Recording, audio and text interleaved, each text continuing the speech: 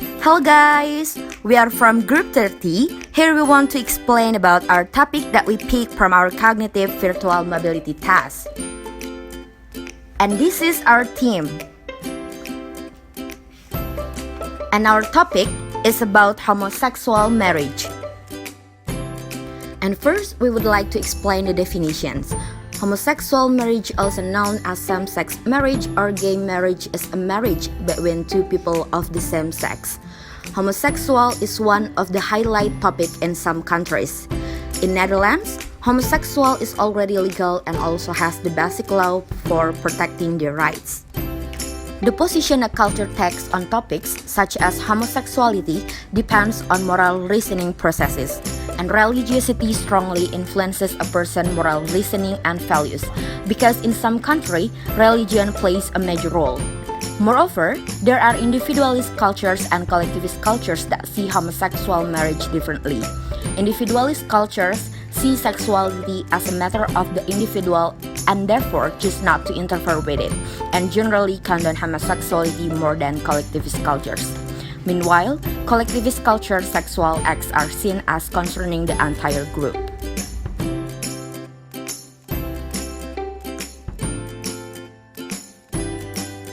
First of all, we would like to tell you about homosexual marriage in our perspective from religion, society, and different generations.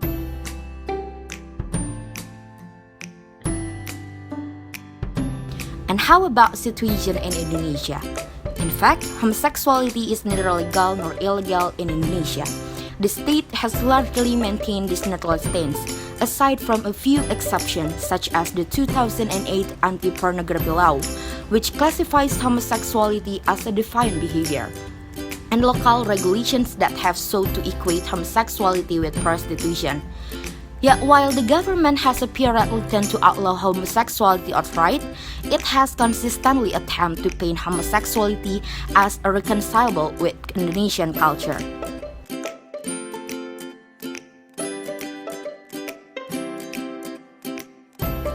We are the students from Masters University, and we are very excited about our cooperation with the students from Indonesia. Our project was about homosexuality and the moral reasoning behind one's views on homosexuality. I'm Silvia. I'm Ida. And my name is Helena. In this video clip, we're going to explain more about the view on homosexuality in Western Europe and specifically the Netherlands.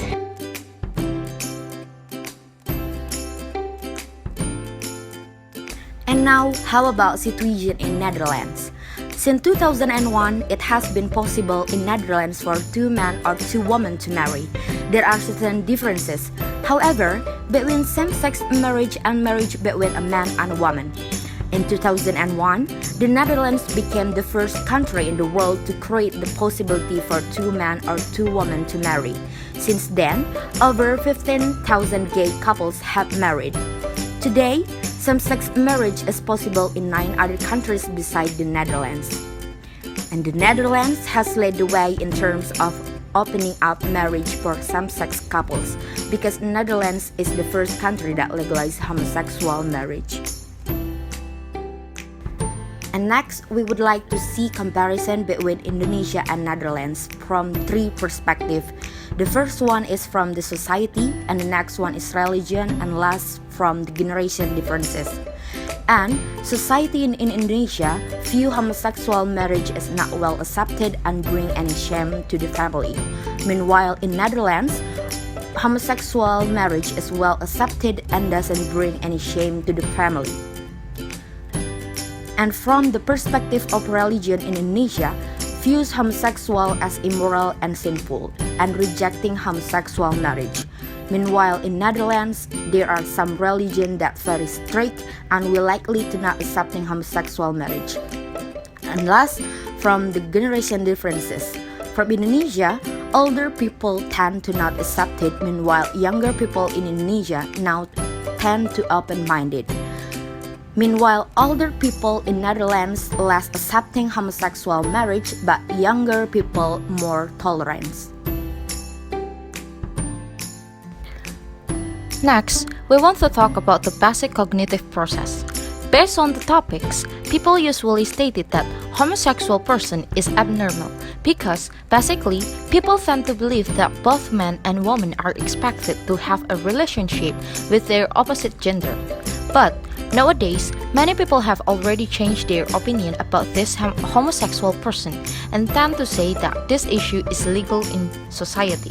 Then, we could explain this topic based on cognitive process on the people in society. There is one term that explains on how cognitive process on people in society. It's called moral reasoning. Moral reasoning is understood as a cognitive process that may influence ethical decisions and behavior. This theory was developed by Lawrence Kohlberg and Elliot Turrell. This is an important and people use this when they are trying to do the right thing. People make this decision by reasoning the morality of their potential actions and through weighing their actions against potential consequences. A moral choice can be a personal, economic, or ethical one, as described by some ethical code or regulated by ethical relationships with others. There are many different forms of moral reasoning which often are dictated by culture. As we know from the definition, everyone was using moral reasoning to make a decision based on ethical that applied in society. In fact, people not only use this reasoning to make a decision of their own self, but also to see if others' moral reasoning is right or wrong based on ethical that used in their society. There is some differences between East and West people when they are using their moral reasoning. The main difference was influenced by the cultural differences. As we have been stated before that in West countries, Netherlands as the example, they see homosexual marriage as a thing that can be accepted. This was influenced by their moral reasoning because in their society, homosexual is already legal, and they also thought that LGBT people have their own rights to choose their own decision. This would be different if we see this homosexual marriage from West people's perspective.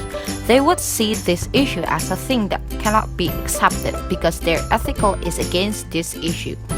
Their perspective was influenced by the moral reasoning which was developed from their ethical in their society. This is the summary of how we contribute to team output.